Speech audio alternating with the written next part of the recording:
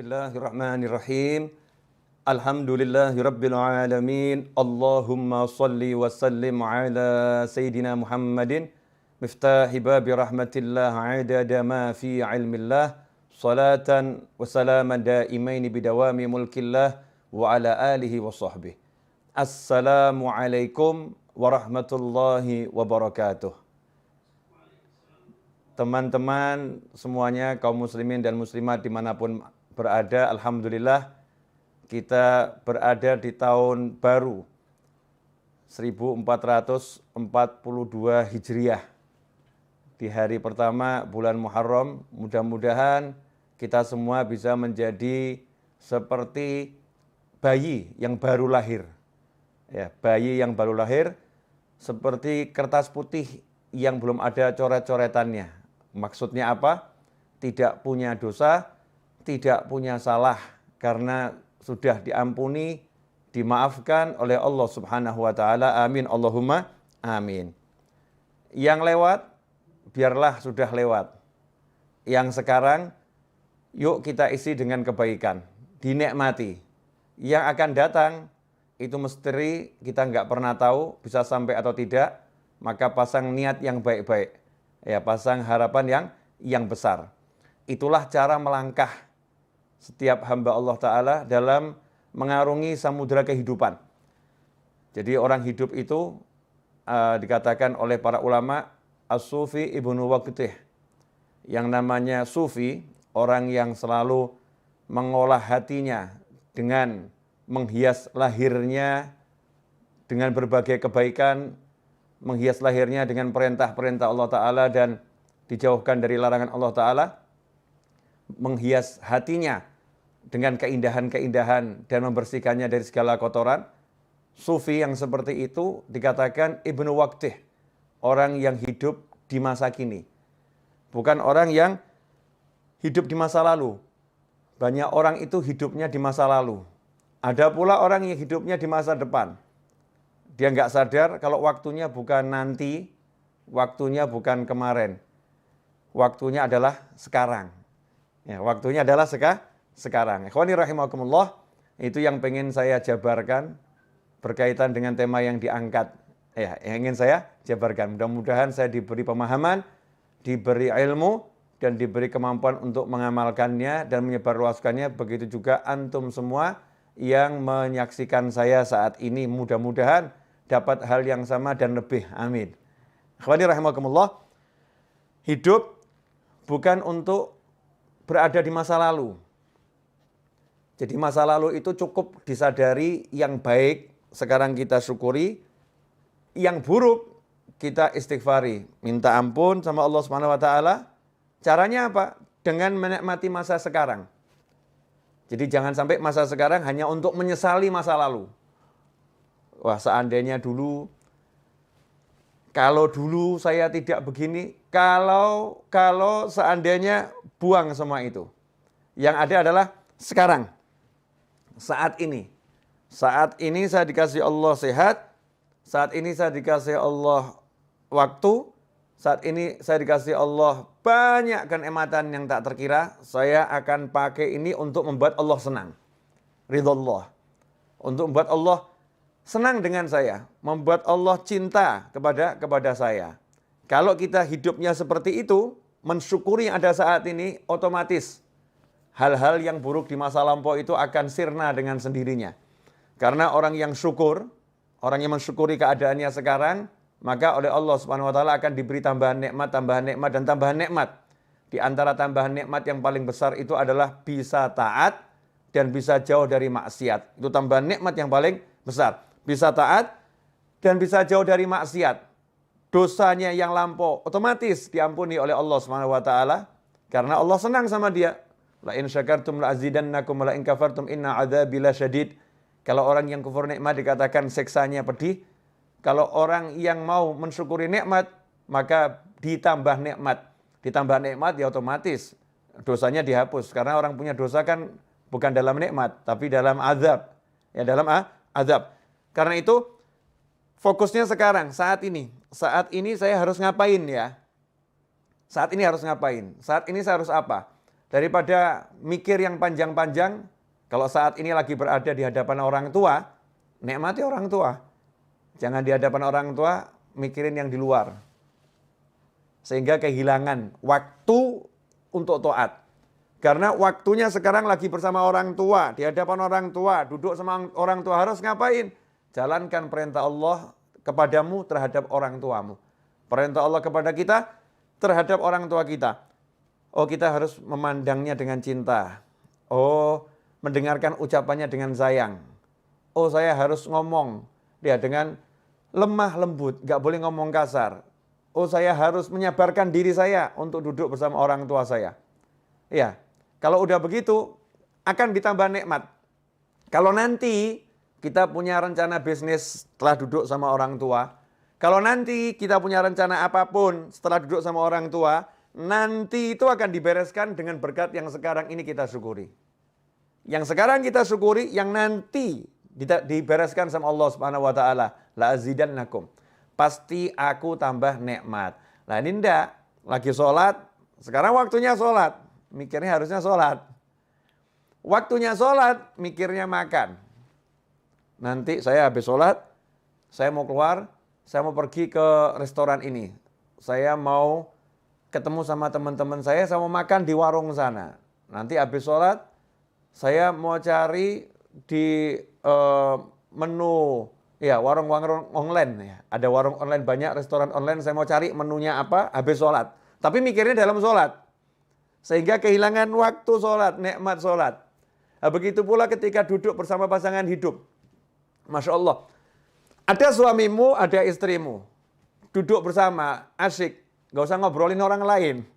Yang aneh itu ketika duduk bersama ngomongkan orang lain. Ya, kecuali kalau obrolan itu obrolan yang bawa kebaikan. Artinya ngomongkan yang baik-baik. Lagi belajar bersama, kita ngobrolkan kebaikan orang lain untuk dicontoh. Tapi gak usah ngobrolin hal-hal yang gak enak yang dialami orang lain atau gak enak tentang orang lain. Sehingga kehilangan kenikmatan ngobrol dengan dirinya berdua. Yang lebih aneh, duduk bersama pasangan tapi ngobrolnya sama handphone. Ya, ngobrolnya sama handphone. Kehilangan kenikmatan saat ini. Saat ini lagi ngapain? Lagi duduk sama pasangan hidup saya. Ya udah, duduk dinikmati bersama pasangannya. Caranya bagaimana? Ajak ngobrol tentang ilmunya Allah Subhanahu wa taala. Ya, ajak ngobrol tentang bagaimana sholat, ajak ngobrol tentang bagaimana zikir. Bukan ngobrol yang enggak ada manfaatnya, menyesali masa lampau. Wah, kemarin itu ya, seandainya saya jadi transaksi, saya akan dapat duit banyak. Oh, enggak jadi kok dibahas. Ya, enggak jadi kok dibahas. Wah, seandainya kemarin itu kita beli rumahnya, kita akan untung sekian. Oh, enggak dibeli kok dibahas. Enggak dibeli kok dibahas. Jadi hidupnya di masa lampau. Duduk bersama pasangannya bukan ngobrolkan akhirat. Yang diobrolkan al-fulus, wal duit, dinar, wa dirham. Yang diobrolkan cuma uang dan uang dan uang. Ad-dunya, wa dunya, wa dunya. Sehingga enggak ada kenikmatan. Dalam obrolan itu bahkan susah rahmat mau turun. Rahmat mau turun itu susah. Karena obrolannya bukan dalam taat pada Allah Subhanahu wa taala. Coba kalau duduknya itu ngobrol tentang ketaatan. Masya Allah. Nikmat. Contoh tentang ketaatan, bab masakan itu ketaatan loh. Suami sama istri duduk. Makan sayur asem. Suaminya ngomong, enak bener nih sayur asemnya nih. Ini kan lagi ngomentari makanannya istri. Ya, bersama istri di meja makan. Atau di tempat makan. Enak bener ini, Masya Allah. Seger badan jadinya rasanya. Istri yang jawab, ini mas bisa aja. Padahal ini gak enak nih pasti ini. Nyindir-nyindir ini. Enggak, ini enak bener ini. Kelihatannya obrolan biasa. Tapi ini taat. Sebagaimana disebutkan dalam sebuah riwayat, dudukmu bersama pasangan hidupmu untuk menyenangkan hatinya. Di jalan Allah Ta'ala lebih utama daripada iktikaf. Di masjidku ini 1 tahun. Aukamaqala SAW. Di riwayat seperti itu. Itu nikmat. Kemudian yang lebih menyedihkan lagi, waktunya sekarang untuk melamunkan masa depan. Melamunkan. Nanti kalau rumah itu laku, saya mau beli mobil. Nanti kalau tanah yang di sana laku, saya mau beli rumah. Nanti. Sementara dia sekarang nggak mau kerja. Jadi sekarang ini hidupnya cuman nganggur, nggak mau bergerak. Nah ini kasihan nih. Ini namanya bukan punya cita-cita. Itu namanya melamun dalam syariat. Jadi cita-cita sama melamun itu beda. Ya, dikatakan kalau yang cita-cita itu bagus, tapi kalau melamun itu dari syaitan. Kalau melamun itu dari setan. Apa bedanya orang melamun sama cita-cita? Kalau orang punya cita-cita, nanti kalau rumah itu laku, saya mau beli mobil. Ya. Kalau sekedar begitu namanya ngelamun. Kalau cita-cita dia enggak pakai ngomong kalau nanti rumah itu laku. Waktunya sekarang langsung dipakai untuk jual rumah. Iklan sana, iklan sini, telepon sana, telepon sini. Nih rumah saya jual, banting harga. Diskon 200%. Masya Allah. Ya, apanya yang 200% kan belum dijelaskan. Kasih bintang kecil 1. Ini biasanya teknik iklan nih. Bintang kecil. Pak ini maksudnya diskon 200% apa nih? Ya 200% itu maksudnya begini. Biaya ini saya hapuskan semua. Hilang biayanya itu. Nih, buat orang mau telepon teknik periklanan dipelajari. Kemudian dia mulai ambil tasbihnya. Dia baca sholawat sebanyak mungkin, tawassul dengan sholawatnya. Mudah-mudahan ada pembeli yang datang. Nah ini namanya kalau rumah itu nanti laku, saya mau beli mobil. Misal begitu. Kalau tanah yang di sana laku, saya akan hajikan Bapak. Masya Allah. Itu bagus, tapi ngelamun. Ya melamun jelek. Cita-cita bagaimana? Kalau rumah itu laku, tanah yang di sana laku, saya akan hajikan Bapak. Langsung mana KTP-nya? Nah, daftar tidak butuh biaya kok. Mana KTP-nya? Diurus semuanya, udah bergerak nih ngurus. Kemudian mulai proses menjual di sana. Itu namanya bukan duduk melamun. Tapi orang punya cita-cita. Itulah niat. Ya, makanya setelah Fathul Makkah, la hijrata ba'dal fathi. Setelah Fathul Makkah tidak ada lagi yang namanya hijrah. Dalam arti pindahnya dari Mekah ke Madinah. Walakin jihadun wa niyah. Yang ada adalah kesungguhan dalam berjuang dan niat yang baik. Nah, niat itu apa? Qasdu syai' muqtarinun bi fi'lih.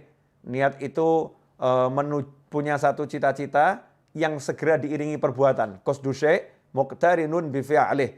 Punya cita-cita, punya harapan, langsung ada aksi. Itu namanya niat. Kalau enggak ada aksi namanya malah melamun. Nah, di tahun yang baru ini jangan kita jadi orang yang sibuk melamun. Tapi jadilah orang yang sibuk beraksi. Jadilah orang yang sibuk mewujudkan cita-cita. Ya, cita-citanya mulai diwujudkan dengan apapun yang bisa, sebisanya. Karena itu tadi dalam profile picture saya dikatakan hidup bukan untuk dipikiri. Ya, bukan cuma mikiri hidup kok seperti ini ya, punya suami kok kayak gitu ya, punya istri kok seperti itu ya. Nggak nyelesain masalah. Ngomongkan yang nggak enak itu membuat semakin tidak enak. Memperbincangkan yang jelek membuat semakin jelek. Memperbincangkan yang negatif menjadi energi yang negatif. Ngomong yang baik maka menjadi yang baik. Ini yang ngomong bukan saya, yang ngomong Nabi Muhammad SAW. Man kana yu'minu billahi wal yaumil akhir fal yaqul khairan au liyasmut. Barang siapa iman, percaya, man kana yu'minu billahi wal yaumil akhir, kepada Allah dan hari akhir, fal yaqul khairan. Hendaknya dia ngomong yang baik. Ngomong yang baik. Kalau tidak bisa, diam saja. Bahkan sampai komentari makanan yang nggak enak itu nggak boleh. Kalau suka, makan. Ya. Kalau suka, makan. Kalau enak itu dikomentari yang positif. Kalau nggak enak, diam. Nggak usah dimakan. Udah diam, jangan dikomentari. Karena mengomentari makanan yang nggak enak itu nggak boleh. Ya mencela makanan itu nggak boleh. Tapi Habib, saya pengen ini masakannya jadi enak. Ini makanannya nggak enak. Gimana cara komentarinya? Ya, komentari yang cerdas. Yang saya syariat. Caranya gimana? Makanan ini enaknya luar biasa. Kalau garamnya dinaikkan sedikit. Ya, garamnya tambah sedikit, enaknya luar biasa. Positif. Bukan hal yang negatif. Itu yang diajarkan Nabi Muhammad SAW. Rasul nggak suka kita ngomong yang negatif, ngomong yang jelek-jelek, ngomong yang buruk-buruk. Ngomong yang buruk mendatangkan keburukan. Ngomong yang jelek mendatangkan kejelekan. Suasananya nggak enak. Ruhaniyahnya nggak enak. Karena itu ikhwani rahimakumullah, hidup bukan untuk dipikiri. Mikirin yang kemarin-kemarin apalagi Masya Allah. Kemarin saya kok sholat subuhnya terlambat ya. dulu ya sholat subuhnya terlambat. Mikirin doang. Mikirin tok. Ya, nggak ada manfaatnya. Bukan begitu caranya. Caranya apa? Cukup dengan satu kalimat dalam hati, kemarin saya banyak dosa, sekarang saya mau banyak taat. Selesai. Jadi bukan waktunya habis untuk mikir, kemarin kok sholat subuh begini ya, kemarin ya sholat zuhurnya begini ya, kemarin mikir aja. Waktunya mikir yang tadi itu, kalau udah untuk aksi, Masya Allah. Langsung dia banyak sholat sunnahnya. Ditanya sama orang, kenapa kamu banyak sholat sunnah? Wah, sholat saya yang dulu-dulu tidak beres nih. Ini sunnahnya buat nambah ini. Kemudian dia qadha sholatnya. Qadha, kenapa kamu qadha sholatmu? Wah, dulu saya sering subuh nggak sholat ini. Sekarang saya mau qadha sekarang ini. Saya mau qadha sekarang. Jadi bukan hidup dalam lamunan, tapi hidup dalam aksi. Kalau udah hidup kita dalam aksi ketaatan, maka hidup itu akan penuh dengan kenikmatan. Kalau hidup dalam aksi ketaatan, maka hidupnya akan penuh dalam kenikmatan. Karena itu para ulama mengatakan nikmat yang kami rasakan dalam hati ini, nikmat yang kami rasakan dalam hati, kalau para bisnismen, para raja, para penguasa mengerti nikmat yang kami rasakan, mereka akan berjuang untuk merebutnya dari kami dengan apapun yang bisa mereka lakukan. Kalau tahu ya, mereka akan merebutnya dengan apapun yang bisa mereka lakukan. Ya, tapi karena mereka nggak tahu, dan toh kalau tahu juga nggak bisa. Kenapa? Tempatnya di hati. Gimana mau merebut hati? Susah. Yang di hati mau diambil tuh susah, nggak bisa. Bisanya dengan cara melakukan hal yang sama. Kalau mau merasakan nikmat yang dimiliki oleh para aulia usholihin, nikmat yang dimiliki orang-orang soleh, ya tiru aja yang dilakukan orang-orang soleh. Nikmati apa yang dinikmati orang-orang soleh. Orang soleh nikmatnya duduk berzikir, tiru duduk berzikir. Orang soleh nikmatnya duduk baca Al-Quran, tiru duduk baca Al-Quran. Orang soleh nikmatnya duduk cari ilmu, tiru duduk cari ilmu. Orang soleh nikmatnya bersedekah, tiru ya hidup bersedekah. Orang soleh nikmatnya membantu orang lain, tiru bantu orang lain.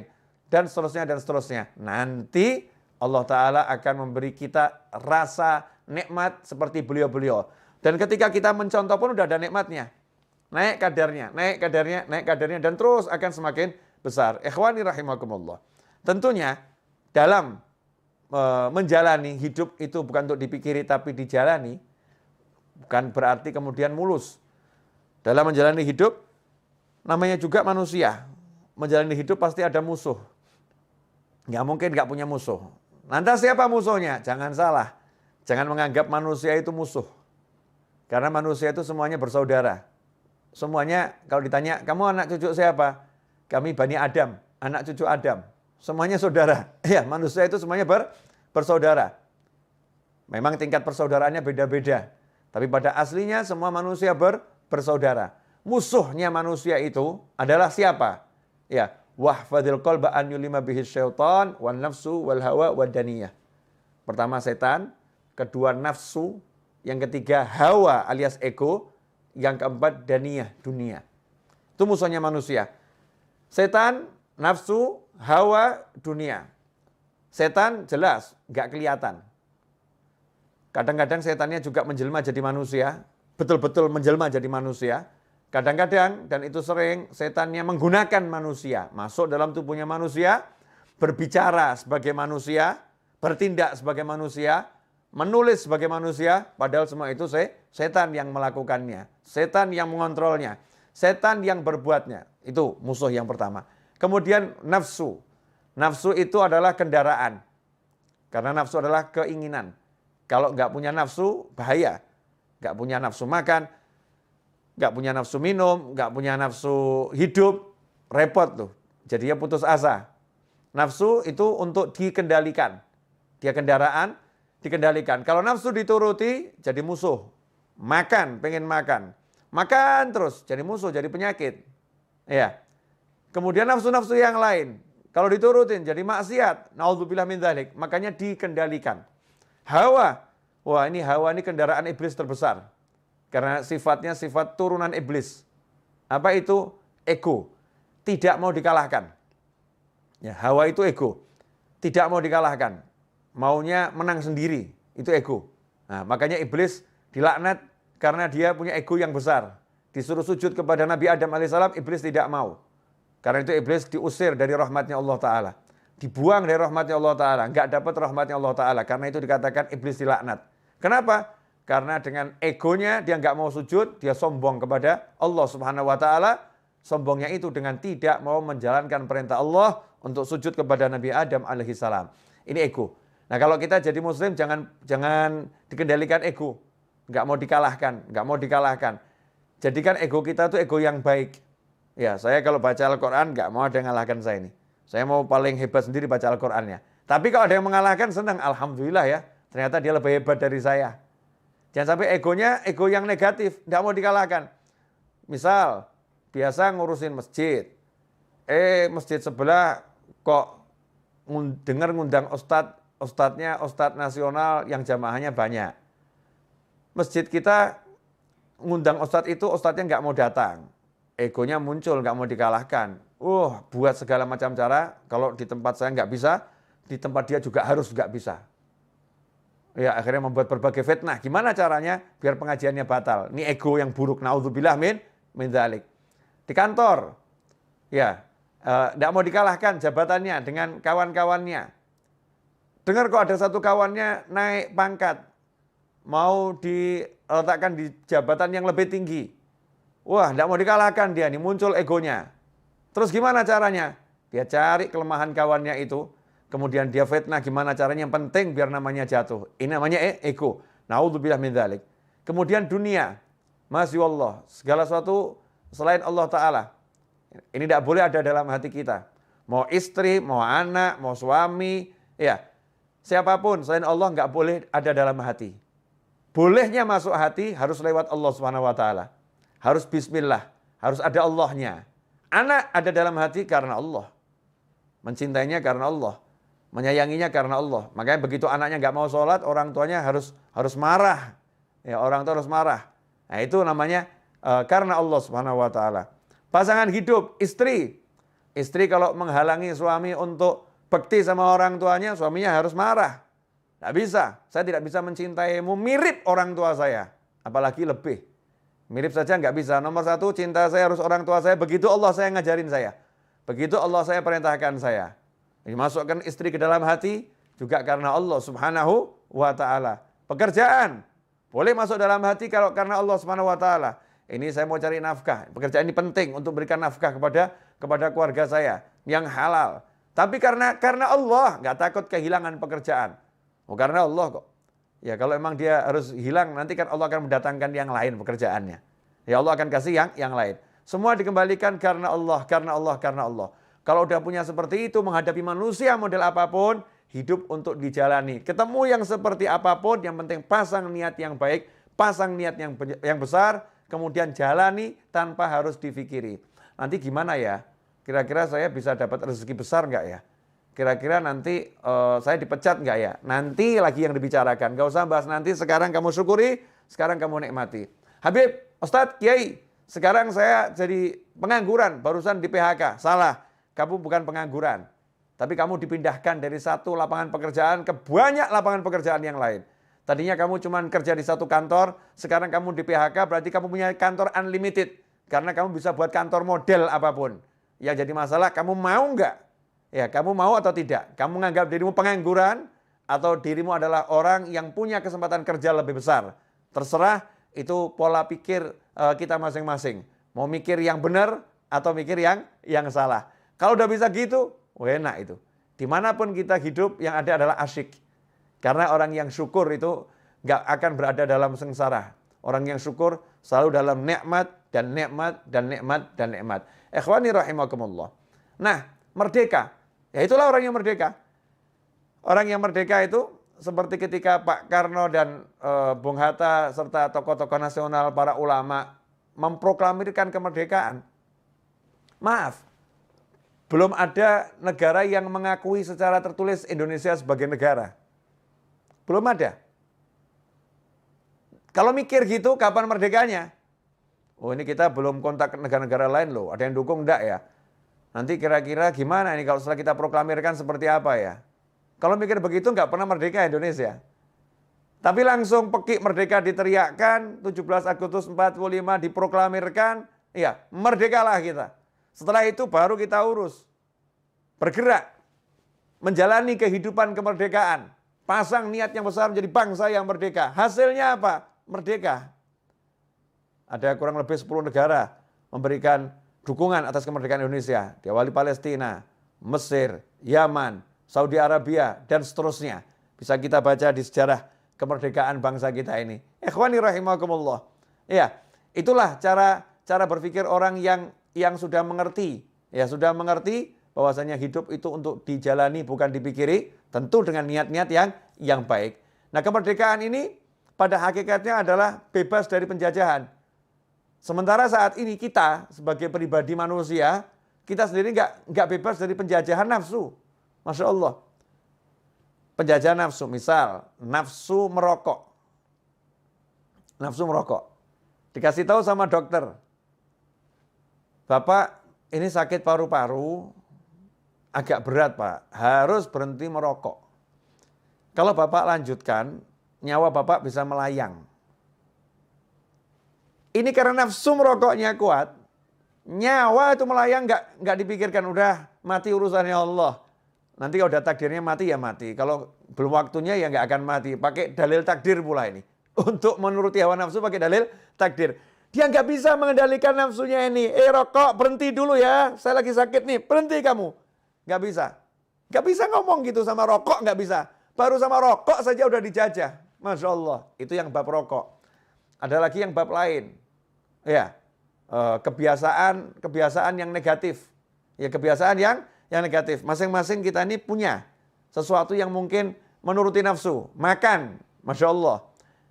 Dokter melarang ya berdasarkan ilmunya. Bapak tidak boleh makan ini mengandung kolesterol, ini membahayakan jantung Bapak. Tapi nafsunya suka ini, makannya enak semua ini. Ini kalau nggak makan begini rasanya nggak hidup, Masya Allah. Nggak makan begini rasanya nggak hidup, nafsunya itu. Ini kalau diturutin, nggak berhenti dari makanan macam-macam tadi, maka akan jadi sakit yang semakin parah dan akan menghilangkan nyawa. Na'udzubillah min dzalik. Muslim yang merdeka, dia bisa katakan sama nafsunya, stop dulu ya, sampai kondisi saya itu sudah betul-betul baik. Nanti kalau udah baik, kita akan dialog lagi. Enaknya kamu saya makan 1 bulan berapa kali? Ya, dalam seminggu berapa banyak saya makan kamu nih. Dialog sama nafsunya nih. Nafsunya dikendalikan, itu baru muslim namanya.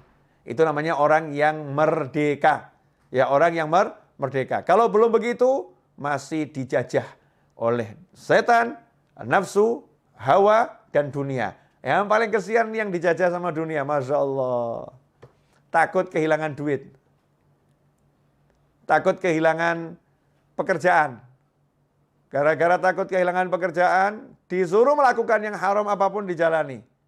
Daripada saya kehilangan pekerjaan, nyerempet haram dikit gak jadi masalah. Masya Allah. Nyerempet yang haram dibilang gak jadi masalah. Na'udzubillah min dzalik. Gara-gara takut kehilangan pekerjaan, jelas-jelas ibunya di desa memanggil, nak pulang, temanin ibu. Ibu sudah tua, ibu gak mau meninggal sendirian. Pulang kamu nak, temanin ibu. Dia katakan, maaf bu, saya gak bisa pulang. Kalau saya pulang saya dipecat dari kantor. Takut kehilangan kantor. Gak takut kehilangan ibu dan ridho Allah subhanahu wa ta'ala. Masya Allah. Ini dijajah yang luar biasa oleh yang namanya dunia. Ikhwani rahimakumullah. Dunia ini bisa menjelma menjadi macam-macam bentuk. Ya, macam-macam bentuk. Segala sesuatu selain Allah yang ada dalam hati, mengalahkan Allah, mengalahkan aturannya Allah, itulah dunia. Ya, itulah dunia. Sekarang pilihan ada di tangan kita. Kita mau jadi manusia yang merdeka atau manusia yang terjajah. Kalau mau jadi manusia yang merdeka dan setiap muslim harus jadi orang yang merdeka, maka kita harus berjuang. Ya, jihadun wa niyah. Berjuang melawan nafsu. Berjuang melawan ego. Berjuang melawan syaitan. Berjuang melawan dunia. Caranya, ya dengan melaksanakan perintah Allah. Belajar setiap hari. Cari ilmu terus tanpa henti. Nabi Musa pun gak pernah berhenti cari ilmu. Walaupun udah menjadi Rasul, kalimullah, yang diajak bicara langsung oleh Allah Subhanahu wa ta'ala. Nabi Muhammad SAW tidak pernah berhenti minta tambahan ilmu. Walaupun ilmu beliau adalah ilmu langsung dari Allah Subhanahu wa ta'ala. Ya, yang Allah katakan diwahyukan. Kalau bicara Rasulullah semuanya itu wahyu ada dalam hati Nabi Muhammad SAW. Rasul masih suruh minta terus sama Allah. Wa qur rabbi zidni ilma. Ya Allah, berilah aku tambahan ilmu. Ikhwani rahimakumullah. Karena itu dalam mengisi kemerdekaan dan mengisi sisa-sisa waktu yang kita miliki dalam perjalanan hidup sampai nanti akhir usia, maka tidak ada yang lebih baik daripada mengisinya dengan ilmu dan amal soleh. Ilmu dan amal soleh. Insya Allah kalau begitu, hidup kita akan penuh dengan ketenangan, kenyamanan, dan kebahagiaan. Jazakumullah khairan. Ini yang bisa saya sampaikan. Waktu saya keselebihnya saya kembalikan kepada yang